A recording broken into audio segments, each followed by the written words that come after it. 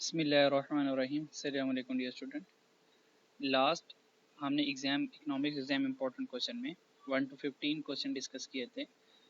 इस वीडियो में इंशाल्लाह ताला 16 to onward 30 तक हम डिस्कशन करेंगे। Let's start to discuss question number 16। Question number 16 में एग्जामिनर कह रहा है इंक्रीज इन प्राइस, अगर प्राइस इंक्रीज करें इंक्रीज टोटल रेवेन्यू, तो टोटल रेवेन्यू इंक्रीज कर देगा। देन डिमांड इज, तो देन डिमांड इज यहाँ पर मतलब पूछ रहा है कि इलास्टिसिटी ऑफ डिमांड इज, तो यहाँ पे word elasticity of demand miss है, तो बेशक आप माइंड में रखिएगा।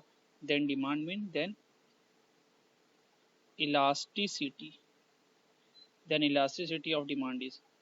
तो हमें पता है कि अगर प्राइसेस इंक्रीज हो, प्राइस इंक्रीज करने से अगर रेवेन्यू इंक्रीज हो रहा है, तो ये कौन सी इलास्टिसिटी ऑफ डिमांड होती है, हमें पता है इन इलास्टिक होती है। ठीक है, इन इलास्टिक होती है, क्योंकि एग्जामिनर ने कहा सिलेक्ट एनी टू, तो हमने एनी टू सिलेक्ट किए जिनमें इन इलास्टिक आ रहा होगा। तो चार्ली में भी इन इलास्टिक है और डेल्टा में परफेक्ट इन इलास्टिक है, तो चार्ली भी सही है और डेल्टा भी सही है। ठीक है जी, चलिए ये परफेक्टली इन इलास्टिक क्यों है, इसकी फिर लंबी लॉजिक है, तो फिर सेपरेट किसी वीडियो में तो इसको मैं फर्दर एक्सप्लेन कर दूंगा। ठीक है, question number 17, average fix cost is U shape. Exam ने कहा कि एवरेज कॉस्ट, ये जो एवरेज कॉस्ट है यू शेप है, बिकॉज ऑफ क्यों, इसके रीज़न बताएं कि एवरेज कॉस्ट यू शेप होती है। तो हमें पता है कि जब हम ग्राफ बनाते हैं तो उस ग्राफ बनाने में जो एवरेज कॉस्ट बनती है वो यू शेप बनती है, एवरेज कॉस्ट यू शेप बनती है। और ये एवरेज कॉस्ट यू शेप किस वजह से बन रही होती है, तो हमने कहा ये जो एवरेज कॉस्ट यू शेप बन रही होती है, ये average fix cost is decreasing, क्योंकि average fix cost continuous decrease कर रही होती है इस वजह से, और दूसरा लॉ ऑफ रिटर्न की वजह से। इन दोनों रीजंस की वजह से हमारी जो एवरेज कॉस्ट है ये यू शेप बन रही होती है, क्योंकि जब हम यहाँ पर एवरेज फिक्स कॉस्ट बना रहे होते हैं तो एवरेज फिक्स कॉस्ट यहाँ पर डिक्रीज हो रही होती है। ठीक है, यहाँ से एवरेज फिक्स कॉस्ट डिक्रीज हो रही होती है, ये हमारे पास EFC average fix cost decrease हो रही होती है। ठीक है, और लॉ ऑफ रिटर्न कहता है, लॉ ऑफ रिटर्न में मार्जिनल कॉस्ट इंक्रीज कर रही होती है और मार्जिनल कॉस्ट डिक्रीज कर रही होती है। ये जो मार्जिनल कॉस्ट डिक्रीज इंक्रीज कर रही होती है, असल में इसकी बैकअप पर वेरिएबल कॉस्ट इंक्रीज कर रहा होता है, और जब मार्जिनल कॉस्ट डिक्रीज कर रही होती है इसकी बैकअप पे वेरिएबल कॉस्ट डिक्रीज कर रहा होता है। तो वेरिएबल कॉस्ट डिक्रीज करने की वजह से MC डिक्रीज करता है, और यहाँ से वेरिएबल कॉस्ट इंक्रीज की वजह से MC इंक्रीज कर रहा होता है। तो लॉ ऑफ रिटर्न की वजह से जो वेरिएबल कॉस्ट बनती है, एवरेज वेरिएबल कॉस्ट, वो यहाँ से इंक्रीज होना शुरू होती है। अगर मैं साथ यहाँ पर एवरेज वेरिएबल कॉस्ट बनाऊँ तो एवरेज वेरिएबल कॉस्ट यहाँ से इंक्रीज हो रही होती है। ठीक है, ये एवरेज वेरिएबल कॉस्ट। तो average fix cost continuous decrease की वजह से और लॉ ऑफ रिटर्न, ये दो मेन रीजन है एवरेज कॉस्ट यू शेप बनने की। ठीक है, फर्दर इसके ऊपर भी एक कंप्लीट डिस्कशन है, वो सेपरेट वीडियो में मैं आपके साथ इंशाल्लाह ताला डिस्कस कर लूँगा कि ये प्रॉपर कैसे वर्क कर रहा होता है। ठीक है, तो ब्रीफली मैंने थोड़ा सा एक्सप्लेन करने की कोशिश की है इसको। क्वेश्चन नंबर 8 में देखते हैं कि क्वेश्चन नंबर 8 में एग्जामिनर क्या कह रहा है। 18 में कह रहा है कि अंडर परफेक्ट कंपटीशन में when the firm exit the industry, जब फर्म इंडस्ट्री को लीव करती है, then per unit profit of firm decrease. अब यहाँ पर ना हमें एक अजम्पशन लेनी पड़ेगी क्योंकि बात क्लियर नहीं है। ठीक है, तो वो अजम्पशन ये पहले मैं बता दूं आपको कि when firm exit the industry, कि एक एग्जिस्टिंग फर्म ने मार्केट को छोड़ दिया, then per unit profit of firm, ये जो पर यूनिट प्रॉफिट ऑफ फर्म है ना, हम ये अज्यूम करेंगे कि ये जो एग्जिस्टिंग फर्म है, यानी कि जो पीछे बच गई हैं, उनका पर यूनिट प्रॉफिट डिक्रीज हो रहा है। तो ये पॉसिबल नहीं है, क्योंकि जब एक इंडस्ट्री लीव करेगी, जो रिमेनिंग इंडस्ट्री बचेगी उनका पर यूनिट प्रॉफिट मतलब एवरेज प्रॉफिट, उनका जो एवरेज प्रॉफिट होगा वो डिक्रीज नहीं बल्कि इंक्रीज करेगा, क्योंकि जब एक इंडस्ट्रीज परफेक्ट कंपटीशन में मार्केट को छोड़ के जाएगी तो पीछे रिमेनिंग कम इंडस्ट्रीज रह जाएंगी ना, तो जब कम इंडस्ट्रीज रह जाएंगी तो उनका मार्केट शेयर बढ़ जाएगा, जब उनका मार्केट शेयर बढ़ेगा तो ऑब्वियस बात है पर यूनिट प्रॉफिट उनका इंक्रीज करेगा। ठीक है, तो that's why one wrong answer. Second देखते हैं, super normal profit is abnormal और एक्सेस प्रॉफिट, बिल्कुल सही बात है। सुपर नॉर्मल प्रॉफिट को एबनॉर्मल प्रॉफिट भी कहते हैं और एक्सेस प्रॉफिट भी कहते हैं, तो ये सेकंड वाली बात सही है, फर्स्ट वाली बात सही नहीं है। तो कहाँ पे लिखा, option alpha both are correct, नहीं, see second is correct, that is delta 1, second is correct, delta is our answer. Next देखते हैं जी, क्वेश्चन नंबर 19 में, under monopoly there is excess production in long run. कहता है monopoly में excess production होगी, यानी कि मोनोपोली जो होगा, जो मोनोपोलिस्ट होगा वो ज्यादा प्रोडक्शन करेगा कब? Increase in price, increase output, prices ज्यादा करेगा, आउटपुट ज्यादा करेगा, और मे भी ये रीजन हो सकती है, पर हमने बेस्ट रीजन इसमें से सिलेक्ट करनी है। Firm behave as monopoly, firm behave as monopoly, बिल्कुल फर्म मोनोपोली की तरह बिहेव कर रही है क्योंकि अंडर मोनोपोली कंपटीशन है, तो ये भी कोई सॉलिड रीजन नहीं हुई। Charlie, make entry of difficult in order to decrease price, हाँ ये एक रीजन बन सकती है।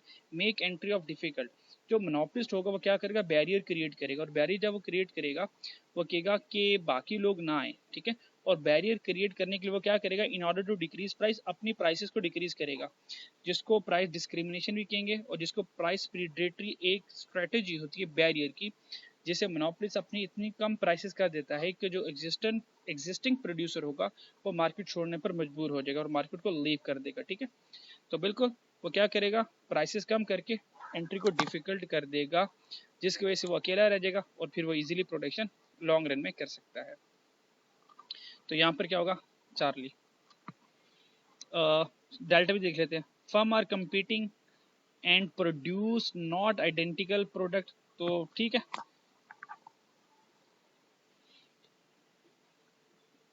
अच्छा जी, firm are competing and produce an identical product, हमें पता है कि परफेक्ट कंपटीशन में आइडेंटिकल प्रोडक्ट नहीं होती है, identical product normally perfect competition में होती है, ये परफेक्ट कंपटीशन की प्रॉपर्टी है, ठीक है। मोनोपोली जो होता है वो यूनिक प्रोडक्ट प्रोड्यूस कर रहा होता है और यूनिक प्रोडक्ट सेल कर रहा होता है, ठीक है। तो फिलहाल सूटेबल आंसर चार्ली है इसका। 20 डिस्कस करते हैं, firm continue production, firm production को कंटिन्यू करेगी when total revenue cover total cost, नहीं ये गलत बात है। फर्म तब तक प्रोडक्शन को कंटिन्यू रखेगी जब तक उसका टोटल रेवेन्यू टोटल कॉस्ट नहीं बल्कि टोटल वेरिएबल कॉस्ट कवर करेगी, ठीक है। तो यहाँ पे टोटल वेरिएबल कॉस्ट कवर करने का मैटर है, टोटल कॉस्ट कवर करने की जरूरत नहीं है, सो फॉल्स हो गया।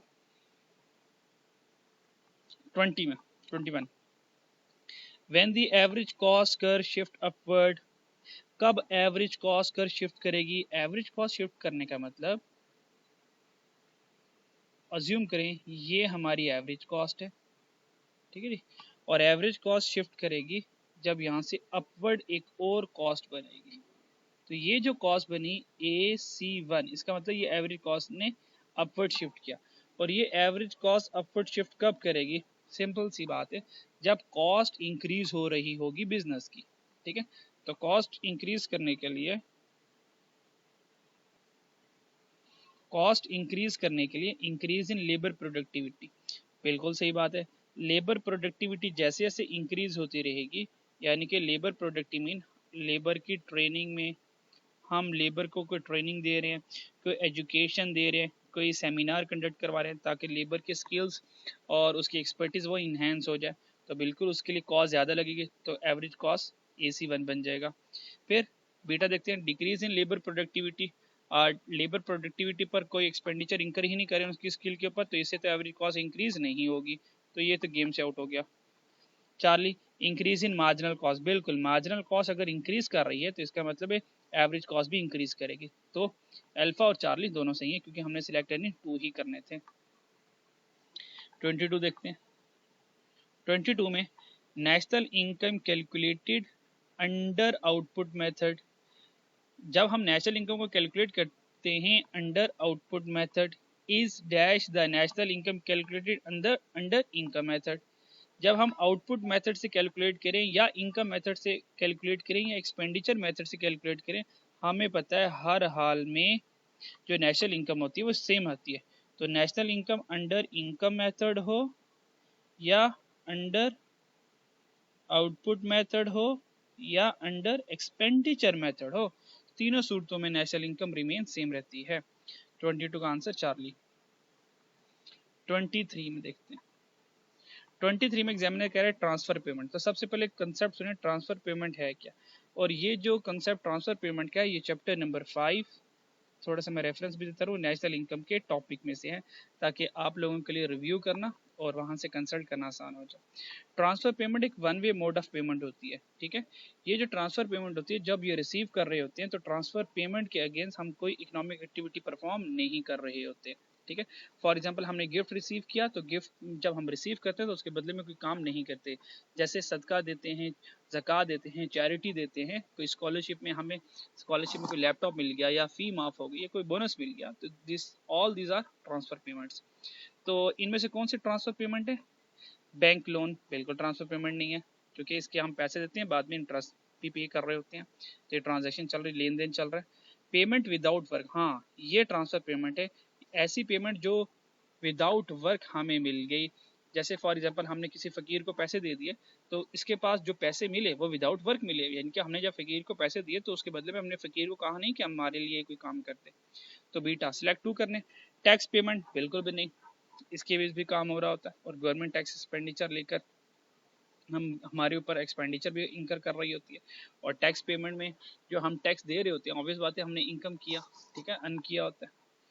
तो government subsidies and pension fund, ये जो गवर्नमेंट सब्सिडी दे रही होती है, अब जब गवर्नमेंट प्रोड्यूसर को या आवाम को सब्सिडी दे रही होती है, तो इसके बदले में गवर्नमेंट आवाम को ये नहीं कह रही होती कि गवर्नमेंट आवाम इसके बदले मेरे कुछ काम कर दो। या पेंशन फंड, अब पेंशन फंड में जब एक गवर्नमेंट का एम्प्लॉय जो रिटायर हो जाता है, तो वो रिटायरमेंट के बाद गवर्नमेंट के लिए फर्दर काम नहीं कर रहा होता, सर्विसेज गवर्नमेंट को फर्दर प्रोवाइड नहीं कर रहा होता, तो दैट्स वाई ट्रांसफर पेमेंट में बीटा और डेल्टा ये दो ऑप्शन सूटेबल है, ठीक है जी। तो टैक्स पेमेंट भी एक्टिविटी के अगेंस्ट आ रहा होता है, मैं कोई बिजनेस करूंगा, मैं कोई जॉब करूंगा, मैं पैसे कमाऊंगा तो ही टैक्स पे कर पाऊंगा ना, ठीक है। मैं पैसे नहीं अर्न कर रहा, मैं बिजनेस से नहीं कर रहा, मेरे प्रॉफिट से नहीं है, तो टैक्स भी नहीं पे करूंगा। तो टैक्स पेमेंट एक एक्टिविटी के अगेंस्ट आ रहा है, बैंक लोन एक्टिविटी के अगेंस्ट आ रहा है, पेमेंट विदाउट वर्क और गवर्नमेंट पेंशन फंड ये विदाउट एक्टिविटी आ रहा है, ठीक है। तो दैट्स वाई बीटा डेल्टा ये ट्रांसफर पेमेंट्स में इंक्लूड होंगे। 24 में पर कैपिटा इनकम, तो अगेन सेम चैप्टर का एमसीक्यू है। पर कैपिटा इनकम कहते हैं per person income, how to calculate पर कैपिटा इनकम, बड़ा आसान है। तो पर कैपिटा इनकम निकालने के लिए हमने क्या करना होता है, हमें नेशनल इनकम चाहिए होती है, और नेशनल इनकम को डिवाइड करते हैं किसके ऊपर, टोटल पॉपुलेशन के ऊपर, ठीक है जी। तो यहाँ से हमारे पास पर कैपिटा इनकम निकल आती है, ठीक है जी। पर कैपिटा इनकम हमारे पास यहाँ से कैलकुलेट हो जाती है। अब वो ये कह रहा है कि ईयर 1 में नेशनल इनकम 180 है, ईयर 1 में नेशनल इनकम 180 और पॉपुलेशन 225 मिलियन है। तो अब देखते हैं ईयर 1 में हमारे पास पर कैपिटा इनकम क्या आई। तो हम क्या करेंगे, नेशनल इनकम कितनी है 180 बिलियन, तो हम क्या करेंगे इसकी कैलकुलेशन के लिए 180,000 बिलियन है, और टोटल पॉपुलेशन कितनी है 225 मिलियन है, तो यहाँ से मिलियन इस बिलियन से कैंसिल हो जाएगा, तो इसके पास 1 मिलियन रह जाएगा। तो 180,000 मिलियन को जब 225 से हम डिवाइड करेंगे तो हमारे पास आंसर आ जाएगा 800 मिलियन, ठीक है जी। हमने इसको डिवाइड किया तो आंसर इसका आ गया हमारे पास, जो पर कैपिटा आया वो 8 लाख आ गया, ये 8 लाख आ गया, ठीक है जी। अच्छा, तो फिर हमने कैलकुलेट किया नेक्स्ट ईयर 2 का, जब ईयर 2 में हमने देखा नेशनल इनकम कितनी है 192 100, तो हमने कहा इसकी कैलकुलेशन हो रही है अब 192 100 बिलियन है, ठीक है जी, और डिवाइडेड बाय 226 मिलियन है, तो मिलियन बिलियन से कैंसिल हो गया, तो यहाँ पर सॉरी यहाँ मिलियन बिलियन से कैंसिल होगा, तो इसके बाद 1000 रह गए होंगे, और ठीक है, और सॉरी यहाँ से भी 1000 रह गए होंगे, ठीक है। अच्छा, तो ये इस तरह कुछ बन गया होगा, अगर फर्दर मैं इसको करूँ तो 192 100 और 000 डिवाइडेड बाय 226, तो इसका आंसर आ गया हमारे पास 850,000, तो ये 850,000 हमारे पास आंसर आ गया। अब हमने ये देखना है, वो हमसे ये पूछ रहा है कि पर कैपिटा इनकम इंक्रीज हुई है या डिक्रीज हुई है। तो देखें ईयर 1 की पर कैपिटा इनकम कितनी है 8 लाख, और ईयर 2 की पर कैपिटा इनकम कितनी है 850,000, तो इसका मतलब पर कैपिटा इनकम 8 लाख से 850,000 आ रही है, तो हम कहेंगे इम्प्रूव्ड हुई है, तो हमारा राइट ऑप्शन कौन सा बनेगा, alpha is our right option, ठीक है जी। अच्छा जी 25 देखते हैं।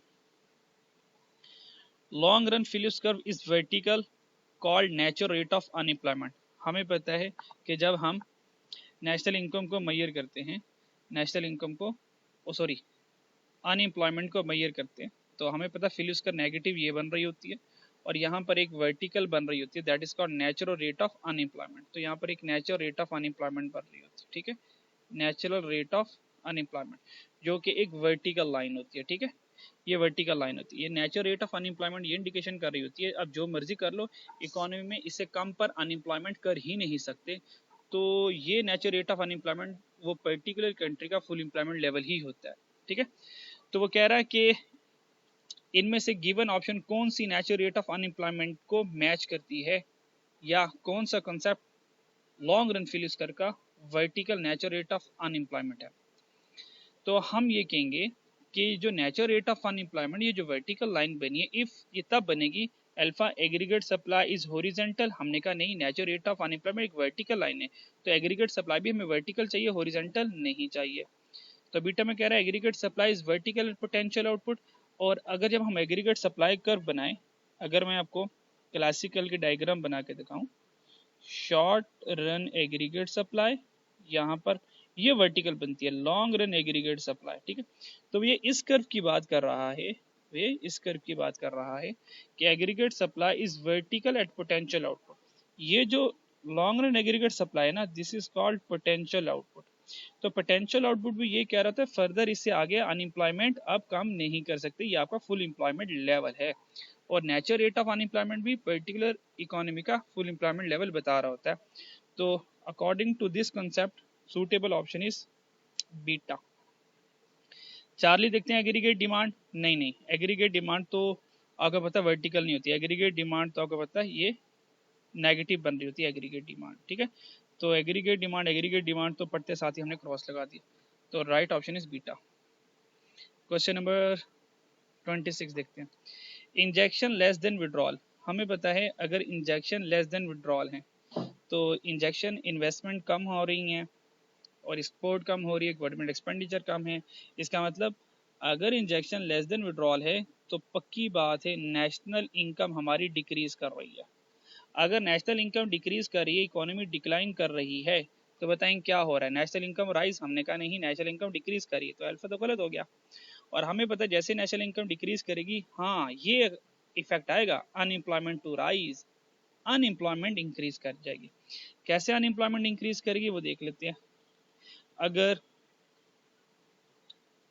क्लासिकल के डायग्राम बनाऊं, short run aggregate supply, long run aggregate supply, और ये मान लें कि aggregate demand full employment level से गुजर रही है, तो अगर इंजेक्शन लेस है, विड्रॉल ज्यादा है, इंजेक्शन लेस है और विड्रॉल ज्यादा है, इसका मतलब है कि एग्रीगेट डिमांड डिक्रीज कर रही है। तो अगर एग्रीगेट डिमांड डिक्रीज करेगी तो फर्दर इसका मतलब हम यहाँ से इस पॉइंट पर मूव करके, जब यहाँ से इस पॉइंट पर मूव करेंगे तो चेक करें हमारी इकोनॉमी में ये अनएम्प्लॉयमेंट बढ़ गई, ये अनएम्प्लॉयमेंट हमारी इंक्रीज कर गई। तो हम कहेंगे कि अगर इंजेक्शन कम है और विड्रॉल ज़्यादा है तो अनएम्प्लॉयमेंट इंक्रीज करेगा। इन्फ्लेशन राइज करेगा, गलत बात, जब एग्रीगेट डिमांड कम होगी तो इन्फ्लेशन कम होगी, तो ये गलत हो गया। बैलेंस ऑफ पेमेंट इंप्रूव नहीं, क्योंकि एक्सपोर्ट कम हो रही है तो बैलेंस ऑफ पेमेंट इंप्रूव नहीं करेगा।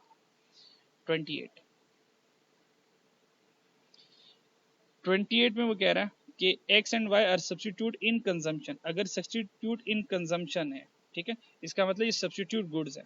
और सब्सटीट्यूट गुड का आपको एक मैंने एक ट्रिक बताया था, सब्सटीट्यूट गुड में ट्रिक ये है कि सब्सटीट्यूट गुड का रिलेशनशिप क्या होता है, पॉजिटिव होता है। तो if price of x increase, अगर प्राइस ऑफ एक्स इंक्रीज करिए तो डिमांड ऑफ वाई ने भी क्या करना है, इंक्रीज करना है, डिमांड ऑफ वाई ने भी। तो ये कहाँ लिखा हुआ है, demand for y increase delta में, so option delta is correct। 29 which of the following does not cause rightward shift in MEC। अब सबसे पहले कॉन्सेप्ट तो ये हमें पता होना चाहिए ना कि ये MEC का कॉन्सेप्ट है क्या। MEC कहते हैं फ्यूचर एक्सपेक्टेड प्रॉफिट। ये हमारा फ्यूचर एक्सपेक्टेड प्रॉफिट होता है फ्रॉम एन इन्वेस्टिंग एक्टिविटी। जो मैं इन्वेस्टिंग एक्टिविटी परफॉर्म कर रहा होता हूँ, जो मैं बिजनेस कर रहा होता हूँ, बिजनेस मुझे कितना फ्यूचर में प्रॉफिट अर्न करके देगा, दैट इज माई MEC। अगर मैं और आपको इजी समझाऊं MEC क्या है, आप लोगों ने QM में, फाइनेंस में, चैप्टर नंबर 6 में IRR कैलकुलेट किया होगा। जो IRR होता है असल में वो MEC ही होता है। IRR internal rate of return, यानी कि जो आप इन्वेस्टमेंट करते हो वो इन्वेस्टमेंट फ्यूचर में कैश इनफ्लो जो प्रोवाइड कर रही होती है, वो किस रेट के ऊपर इनफ्लो प्रोवाइड कर रही होती है, दैट इज कॉल्ड IRR। और यही हमारा MEC होता है कि फ्यूचर में एक्सपेक्टेड प्रॉफिट कितना होगा। अब वो कह रहा है इनमें से किस वजह से MEC जो है, MEC कर्व हमें पता है, जब MEC कर्व बना रहा होता है, MEC curve rate of interest और इन्वेस्टमेंट के साथ बन रही होती है, ठीक है, ये MEC कर्व बन रही होती है। और नॉर्मली MEC का नॉर्मली जो ताल्लुक होता है, क्योंकि MEC एक कंपोनेंट है, डिटर्मिनेंट है इन्वेस्टमेंट को इंक्रीज करने का, क्योंकि जितना MEC ज्यादा होगा, जितना MEC ज्यादा होगा, एक्सपेक्टेड प्रॉफिट ज्यादा होगा, तो लोग ज्यादा इन्वेस्टमेंट करना चाहेंगे, ठीक है। तो इसको कंसेप्ट को माइंड में रखे हमने देखना कि किस वजह से इन्वेस्टमेंट, MEC स्टैंड फॉर, आसान से तौर पर कर लें कि हम इन्वेस्टमेंट बढ़ाएं या इन्वेस्टमेंट कम करें, भाई ये डिसीजन लेना हमने, ठीक है। किस वजह से MEC डज नॉट के ऊपर फोकस करना है, यानी कि किस वजह से हम इन्वेस्टमेंट ज्यादा नहीं करेंगे। राइटवर्ड शिफ्ट का मतलब ये देखिए, अगर MEC राइटवर्ड शिफ्ट कर जाएगा तो इसका मतलब इन्वेस्टमेंट हमारी ऑटोमेटिकली, नॉर्मली मान लें कि पहले इन्वेस्टमेंट का लेवल ये है, तो जैसे MEC इंक्रीज करेगा तो ये इन्वेस्टमेंट का लेवल हमारा बढ़ जाता है, ठीक है जी। अच्छा, अब does not increase investment, does not increase investment का मतलब है मुझे वो फैक्टर बताएं जिससे मेरी इन्वेस्टमेंट कम होगी, तो मुझे इन्वेस्टमेंट कम वाले को ढूंढना है। तो पॉपुलेशन ग्रो ज्यादा, इससे तो इन्वेस्टमेंट ज्यादा होगी, तो हमें तो इन्वेस्टमेंट कम चाहिए ना, तो ये गेम से आउट हो गया। चेंज इन इनकम, इनकम के चेंज होने से, इनकम के चेंज होने से इन्वेस्टमेंट में चेंज आएगा, पर इसमें शिफ्ट नहीं आएगा, इनकम से मूवमेंट आएगी, क्योंकि इन्वेस्टमेंट का जो रिलेशन है वो इनकम के साथ, ठीक है जी। इनकम ज्यादा, इन्वेस्टमेंट ज्यादा। और दूसरा, अच्छा, तो इस इनकम से तो मूवमेंट आ जाएगी, तो ये भी गेम से आउट हो गया। उसके बाद एक्सेस डिमांड, अगर जितनी डिमांड ज्यादा होगी इससे भी इन्वेस्टमेंट ज्यादा होगी, तो मुझे तो इन्वेस्टमेंट कम चाहिए, तो ये भी गेम से आउट, ये भी गेम से आउट। तो बच कौन गया, चार्ली बच गया, तो जो ये बचा तो फिर यही सही होगा। पर ये सही क्यों है, चेक करते हैं। सरप्लस प्रोडक्टिविटी, प्रोडक्टिव कैपेसिटी, मेरे पास सरप्लस स्पेयर कैपेसिटी मौजूद है। अगर मेरे पास स्पेयर कैपेसिटी मौजूद है, firstly we have to use our spare capacity, ठीक है। तो मैं न्यू इन्वेस्टमेंट नहीं करूंगा, पहले अपने स्पेयर कैपेसिटी को यूज करूंगा, तो दैट्स सरप्लस प्रोडक्टिविटी कैपेसिटी की वजह से मैं फर्दर इन्वेस्टमेंट नहीं करूंगा, मेरी इन्वेस्टमेंट कम हो जाएगी, और मुझे इन्वेस्टमेंट कम ही चाहिए थी, तो that is Charlie is the right option, ठीक है। लास्ट MCQ टुडे, मल्टीप्लायर के टॉपिक में से MPC हमारा 80% है और MPM 30% है, इन्वेस्टमेंट 50 बिलियन की है। Find increase in national income, national income कितने से इंक्रीज होगा। हमें सबसे पहले पता है मल्टीप्लायर है क्या। हमने कहा फर्स्टली जो मल्टीप्लायर है वो ये कहता है delta y over delta I, कि थोड़ी सी इन्वेस्टमेंट ले आओ, हम आउटपुट नेशनल इनकम को ज़्यादा इंक्रीज कर देंगे। तो इन्वेस्टमेंट के चेंज होने से नेशनल इनकम ज़्यादा इंक्रीज होगी, पर किस रेट से इंक्रीज होगी, तो सबसे पहले मुझे रेट फाइंड करना है। तो मल्टीप्लायर को कैलकुलेट करने का फॉर्मूला होता है 1 divided by MPS, MP marginal propensity to save, marginal propensity to tax, और लास्ट में मार्जिनल प्रोपेंसिटी टू इंपोर्ट। ये मल्टीप्लाई का फॉर्मूला होता है कैलकुलेट करने का। तो हमारे केस में सिर्फ दो ही फॉर्मूले के एलिमेंट है, MPC और MPM, पर हमें तो फॉर्मूले में MPS चाहिए, तो यहाँ पे तो MPC है। तो हमें पता है केन्स के साइकोलॉजिकल लॉ में हमने पढ़ा हुआ है कि MPC plus MPS equal to 1 होता है। अगर MPC 80% है, यहाँ पर MPC 80% है, तो इनको 1 यानी कि 100% बनने के लिए तो सेविंग कितनी होगी 20% पर, ठीक है। तो मुझे पता चल गया सेविंग मेरे पास 20% है, तो सेविंग मेरे पास आ गई 20%, क्योंकि MPC 80% है, तो MPS लाजमी 0.2 20% होगा। तो 1 डिवाइडेड बाय 0.2 प्लस टैक्स तो है कोई नहीं, तो टैक्स को इग्नोर कर देंगे। इंपोर्ट कितनी है 30%, तो 30% मीन 0.3। आंसर कितना आया 1 divided bye 0.2 plus 0.3, answer is 5 आ गया, ठीक है। तो यहाँ से हमारे पास 5 नहीं, यहाँ से हमारे पास आंसर आया 2, 1 divided by 0.5 that is answer 2। ये मल्टीप्लायर 2 का आया, तो यहाँ पर के की जगह क्या पुट कर दूंगा, 2 पुट कर दूंगा, ठीक है। Investment is made by 50 billion, तो इन्वेस्टमेंट कितने की हुई थी, ये इन्वेस्टमेंट कितनी की थी 50 की, और ये मुझे नेशनल इनकम जानी है, तो 50 को 2 से मल्टीप्लाई करूंगा तो 50 2 100, तो जो नेशनल इनकम इंक्रीज होगी वो 50 से इंक्रीज हो जाएगी, 50 2 100 से इंक्रीज हो जाएगी, ठीक है, 100 से इंक्रीज हो जाएगी, क्लियर। तो इस तरह से ये हमारे पास 100 किधर गया, वेयर इज 100, ये 100 बिलियन हमारा आंसर आ जाएगा, ठीक है। और ये थोड़ा सा लेंथी हो गया, ठीक है। अगर मैं इस सारे को शॉर्टकट तरीके से करना चाहूँ, अब मैं आपको एक शॉर्टकट तरीका जल्दी जल्दी बता देता हूँ, क्योंकि एग्जाम में तो इतनी कहानी सोचने का वक्त नहीं होना। शॉर्टकट यही है, सवाल पढ़ते ही आप लोगों ने चीज़ें इकट्ठा करनी शुरू कर देनी है। ये MPC कितना है, 0.8, अगर MPC 0.8 है तो यहाँ पे चेक कर लें कि MPS ने 0.2 होना है, ठीक है जी।